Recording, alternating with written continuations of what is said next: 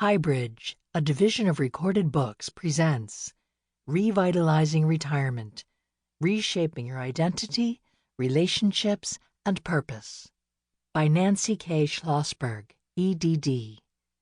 Read by Coleen Marlo.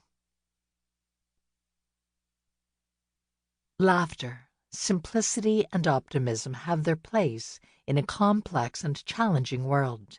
And whether you live in a trailer or a penthouse, life does not seem to offer too many concrete answers. But it's nice to catch an occasional glimpse of truth and try to reflect it back. And if we're lucky, we might all share a moment of light. Robert Fulghum. All I Really Need to Know I Learned in Kindergarten. Introduction. To my surprise, I recently discovered that writing this book really began in 1963, when I was working in the counseling center at Howard University in Washington, D.C. Some long-lost notes for a lecture I gave then to freshmen had a familiar ring. I was urging them to follow their passion, to become involved, to be open to new experiences, and to know that they would continue growing, developing, and exploring. I talked about the issues that would concern them throughout their lives, their continual quest for identity, their questions about their competence to deal with life's challenges, and their search for the meaning of life. I talked around some issues for which there were no labels, their need to matter and the importance of attending to today while always looking ahead to tomorrow. As I discuss later in this chapter, I have come to recognize that these issues are central to people's ability to be psychologically healthy later in life as they make the transition from work to retirement. After Howard University, I joined the faculty of Wayne State University in Detroit, Michigan. It was there that my fascination with adult development and aging began. My first study looked at men over 35 who had enrolled as undergraduates at Wayne State. They were, for the most part, blue-collar workers who wanted to improve their lives and were making changes despite social constraints. At the time of my study, it was rare for adults to return to school. My aim was to study their motivations and experiences, but the study raised more questions than answers, chief among them being, were these men really changing? After moving to the University of Maryland at College Park, where I spent the bulk of my career, I began my studies of adults in transition. I was intrigued by several questions. What makes it possible for a person to cope easily with one transition and then experience difficulty at another time? Are there any ways to help people cope more creatively? To answer those questions, I studied all kinds of transitions, including geographic moves, return to school, loss of one's job, divorce, and even transitions that did not occur when expected. At the end of each study, I would proclaim, "This is my last transition study." But somehow I could not stop. My fascination with transitions continued and continues. These studies challenged popular assumptions about age. I, like many others, felt I knew something about a person if I knew the person's age. The reality is that if you tell me someone is 60, I know nothing about that person. If you tell me that a particular 60-year-old is newly married, another 60-year-old has recently become unemployed, and yet another 60-year-old has been diagnosed with a critical illness, then I begin to know something about the possible joys and terrors the person is facing. My friend Norman, who celebrated his 90th birthday and passed his real estate exam the same week, clearly challenges any assumptions one might have about age and retirement. My conclusion is that the transitions you are experiencing in life tell more about you than your chronological age. That leads to my studies of retirement. Although I realize now they were really a continuation of my work over the past 30 years, it was only when I faced my own retirement that I began to experience firsthand a transition that a burgeoning number of Americans will be navigating in the next decade or two. Retirement for me, initially, meant leaving my job as a tenured professor of counseling psychology at the University of Maryland, and, like so many others of my generation, moving to Florida with my husband. But these steps unleashed a series of unexpected challenges and questions about my place in the world, and a sense that I'd lost my bearings as my connections with people and activities I'd depended on for decades to enrich my life were interrupted. The more I focused and struggled to define my own retirement, looking through both my personal and professional lenses, the more I realized that we are living in a period when the very definition of the word retirement is changing. In the past, retirement simply meant that you no longer went to work every day. Because people lived fewer years than they do now, retirees didn't feel the need to embark on new long-term projects or commitments. Retirement meant the rocking chair, spending time with the grandchildren, and if your income permitted it, perhaps a nice vacation once a year. What's retirement anyway? Today, it's no longer clear what constitutes retirement. Susan P. Robinson, Vice President of the Center for Lifelong Learning, and Mary Beth Lakin, Associate Director for Special Projects at the American Council on Education, are engaged in a 2-year research project funded by the MetLife Foundation. In their initial report, they concluded that not only is retirement changing, but so is the language used to describe it. Retirees and seniors are now rebounders, prime-timers, or re-careerers. In short, the term retirement is being retired, or at least redefined. Instead, increasing numbers of adults aged 55 to 79 are entering the third age of life. It's tempting but not accurate to equate retirement with aging. For people in some fields, pilots, professional athletes, dancers, or people in the military, retirement comes at an early age. For them, retirement may imply entering a whole new career or starting a new business. Even for many people who are older, retirement may mean leaving a job but continuing to work, perhaps part-time, perhaps on a different schedule or in a different field, whether for financial or other reasons. Simply knowing that someone is retired does not tell you much. You also need to know whether the person is continuing to work, changing course dramatically, moving into a life of leisure and fun, searching for the right niche, or perhaps still being involved, but more as spectator than participant. Writers and researchers have suggested that retirement is best understood as a series of stages rather than a single stage of life. For example, Deputy Editor Matthew Heimer and reporter Kristen Bellstrom wrote an extensive article on retirement for Smart Money, describing 3 distinct stages following retirement.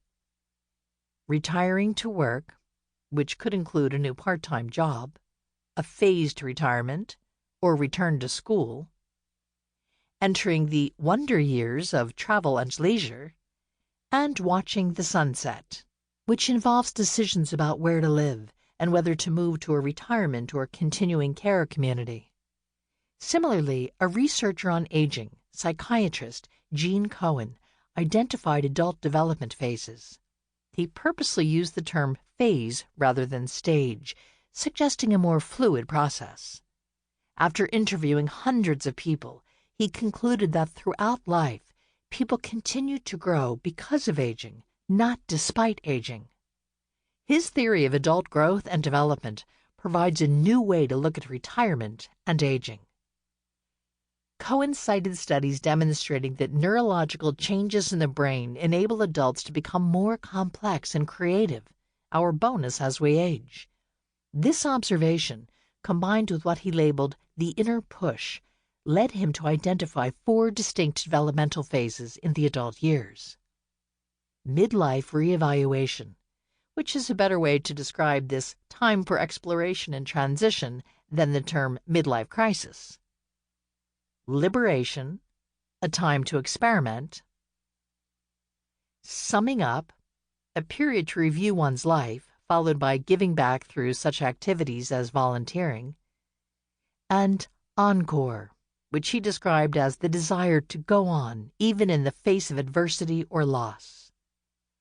Cohen's encouraging research demonstrates that people continue to develop, but not in a lockstep linear fashion. Mark Friedman, author and founder of the civic engagement movement, described retirement as an interlude between stages, because more and more individuals are retiring for a period to catch their breath before making the transition to a new chapter in life. I think of retirement as the bridge between leaving one set of roles, relationships, routines, and assumptions, and developing a new set. It is time to think about crafting a new life for yourself, whether it is playing golf, changing the world, caring for grandchildren or other family members, starting a new and different career, relaxing, volunteering, or studying. In other words, retirement does not mean that you will be doing a fixed set of activities.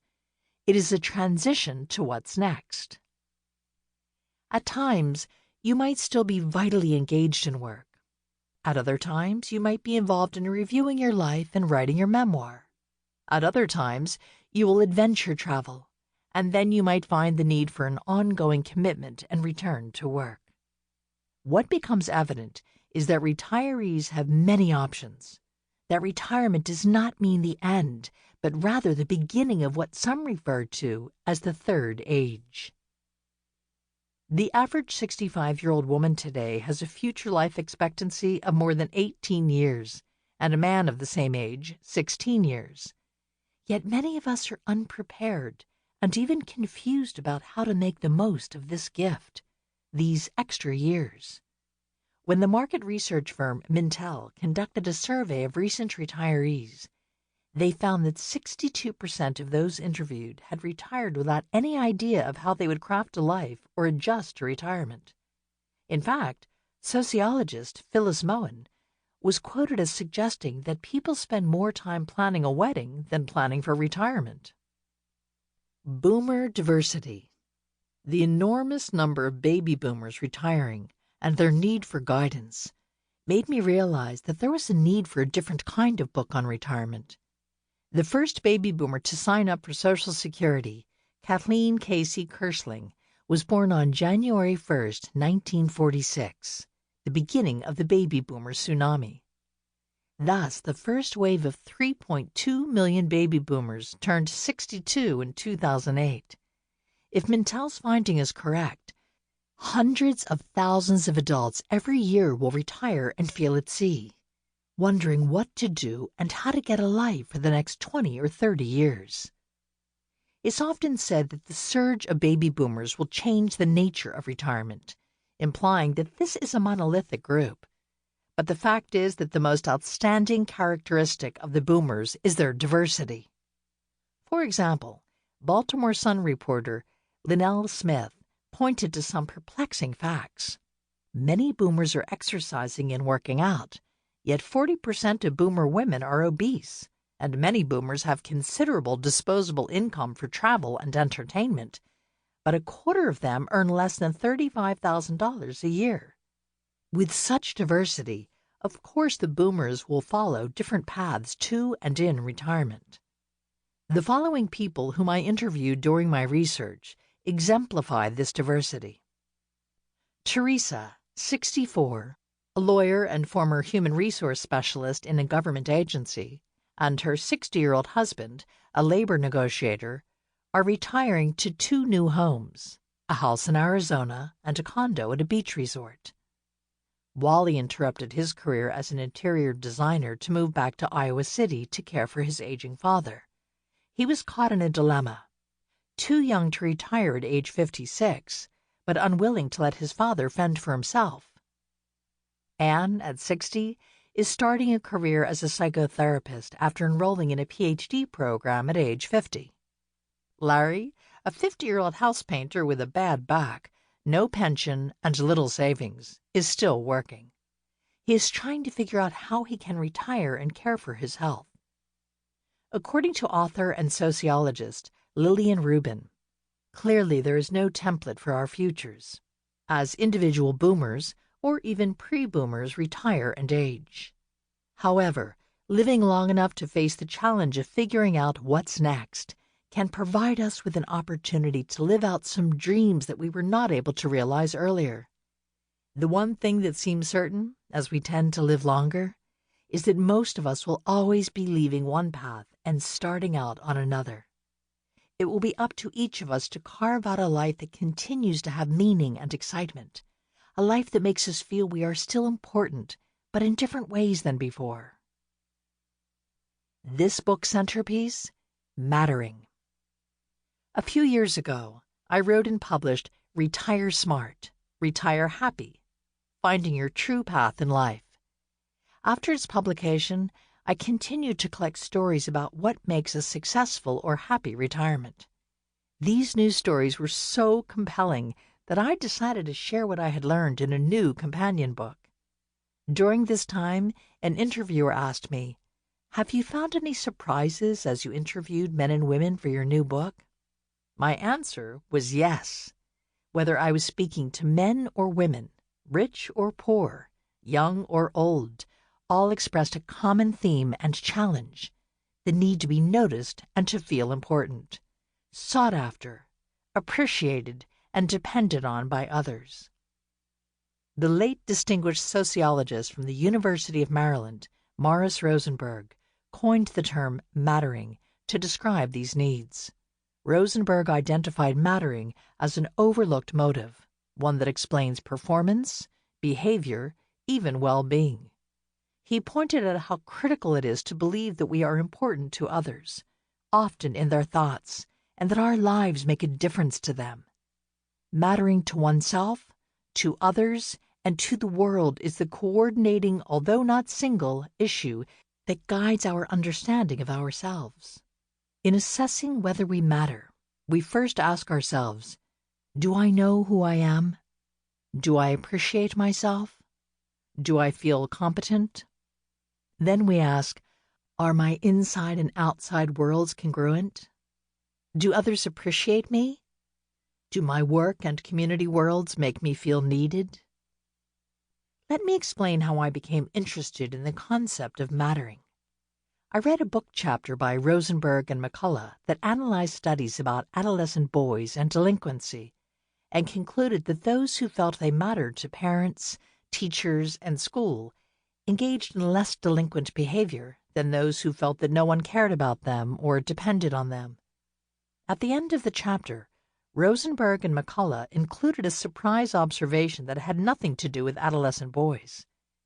It has been suggested that one problem of retirement is that one no longer matters.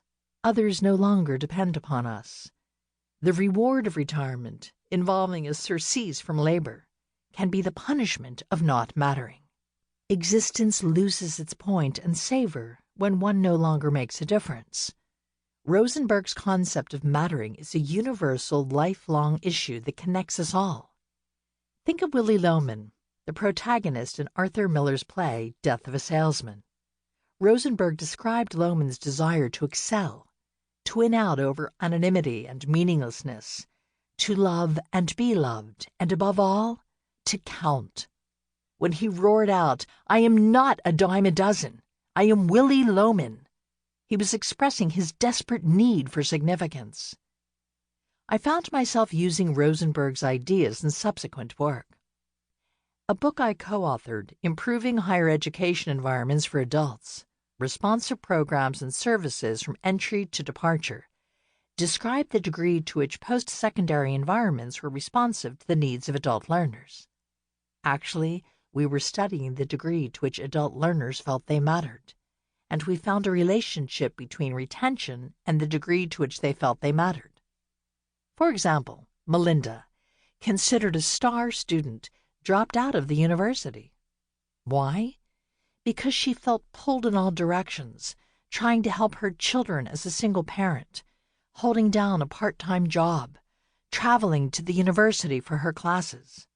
Moreover, there was no place to relax and interact with other adult learners. She felt isolated. In other words, there was no institutional support for her. A simple solution would have been an adult learner lounge, but sufficient space was unavailable. Eventually, she saw no reason to stay. She is now a real estate agent and has not completed the degree she had wanted. She did not feel she mattered to the institution. In the present volume, I draw on Rosenberg's work on mattering and describe how it relates to retirement. His death and the loss of his unfinished manuscript on mattering leave a hole in our understanding of the concept and its implications, but we are fortunate to have one of his unpublished chapters. His work influenced two important studies by his wife, Florence Rosenberg, one of army wives and one of widows, demonstrating that those army wives and widows who felt they still matter may find it easier to cope with other problems and to reconstruct their lives. Mattering is crucial to our well-being, and we all need to figure out ways to bolster our own sense that we count. The next section defines and examines the different strategies you can use to make sure you feel that you matter. Your psychological portfolio. Most of us have ways of checking up on how we're doing in life. For example, we track our financial portfolios. We receive monthly financial statements, agonize over them, modify them, and change financial advisors if we're displeased. Financial planners usually take a long-range view and warn against proclaiming a catastrophe if the bottom line is not what you want it to be this month. When your personal situation changes, you and your financial planner, advisor, or accountant will rebalance your portfolio, making the best allocations among various types of investments. Many retirement books emphasize how to manage your finances so that you can both enjoy retirement and pay your bills. They walk readers through the elements of a financial portfolio, suggesting what types of assets are appropriate, how to balance them, and how to generate the return needed to enjoy retirement life. That is clearly important. Similarly, many of us go to the doctor for a yearly physical checkup. The doctor checks our weight, questions us about our smoking and exercising, and recommends lab tests to monitor how we're doing physically. If the doctor suggests a different diet or pill, or gives us a talking to about getting exercise, we feel as if we've done something positive to maintain our health. Now I'm going to suggest that you add regular checkups of your psychological resources. Few of us even realize we have what I now call a psychological portfolio. Yet we all have a set of psychological resources that can help us negotiate any major transition, and retirement is certainly major. Although I touched on many such resources, including identity, relationships, and paths in my earlier retirement book, only recently have I begun to see them as part and parcel of your psychological portfolio. Retirement challenges your identity, changes your relationships, and may leave you feeling rootless if you have no purpose. These three components, identity, relationships, and purpose, make up each person's psychological portfolio and are the focus of this book. What's in this book? The goal of this book is to describe the psychological skills and tools you can use to identify and meet the challenges you'll face in your next phase of life, whether that phase includes traditional retirement or a brand new path you'll create for yourself. My previous book made the case for acknowledging the emotional side of the transition from full-time work to full or partial retirement. This book extends that to focus on how you can strengthen yourself by considering mattering as the bottom line issue. Ask yourself, does this path, activity, or vision make me feel worthwhile? Am I following the path that makes sense for me? This book articulates more sharply what you need to be happy, the importance of feeling that you matter in retirement, and strategies for getting there. Just so you know what is not in this book, I do not cover ways to solidify your financial portfolio, nor do I cover in detail other important aspects of life, such as developing and maintaining a healthy body through exercise, nutrition, and spirituality. They are critical elements of a happy retirement.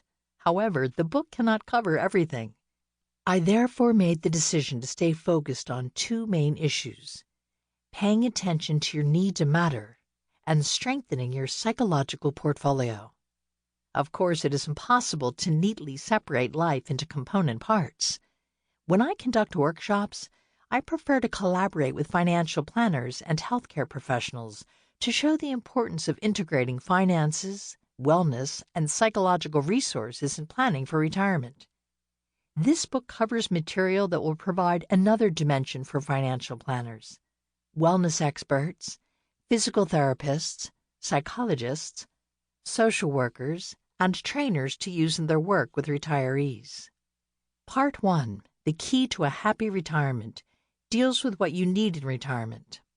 Chapter 1, Mattering and Happiness in Retirement, defines mattering and happiness, showing how the two concepts go together.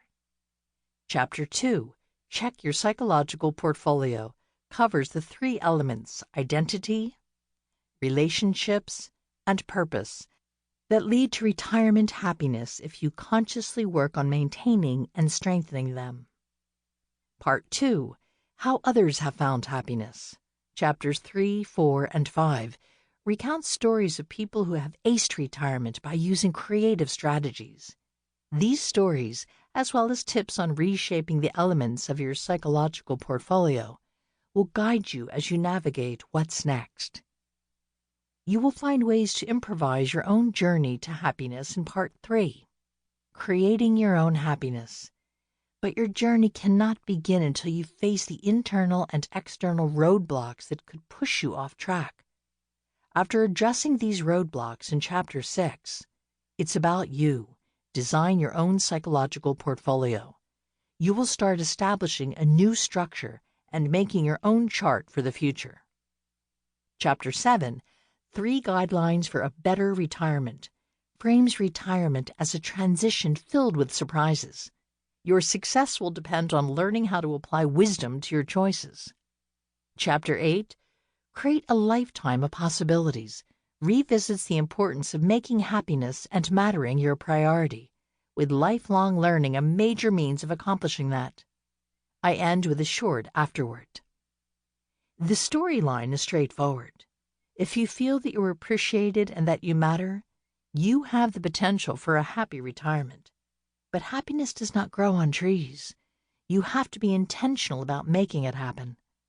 And as you look at how others have strengthened their identity, relationships, and purpose, you will see ways to make retirement the time of your life.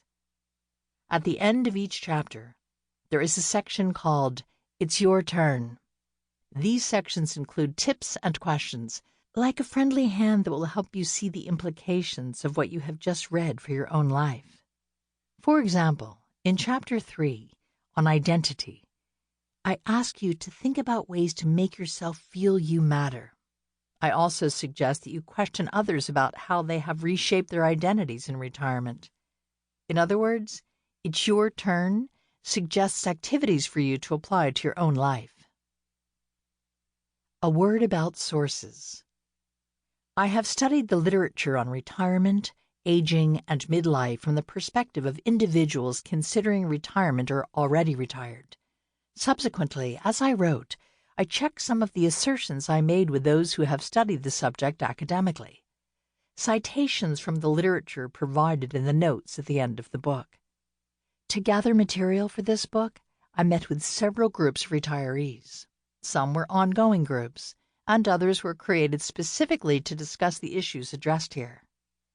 Ongoing groups included Retired Old Men Eating Out, Romeo, a group of psychologists in Sarasota, Florida, led by Alan Ivey. The Same Boat group of retired men and women in Washington, D.C., led by Joan Aaron and Stephen Eben. The Retirement Seminar Group in Washington, D.C., led by Edith Fierst and Betsy Stevens. And Baby Boomer Party Group in Sarasota, Florida, led by Jonette Isham. And the groups of retired men and retired baby boomers organized by TV producer Darcy Corcoran for the PBS special Retire Smart, Retire Happy. I asked professionals in several organizations to convene focus groups of retirees. I met with the University of Maryland's volunteer group, led by Linda Mendelson, a group of State Department retirees, led by Nedra Hartzell, and a group of retired police, organized by Timothy Scott of the International Union of Police Associations. SCOPE, a community organization in Sarasota, Florida, surveyed 35 members of a neighborhood association with questions to ascertain if they felt they mattered. And if so, how? In addition, Sample complete. Ready to continue?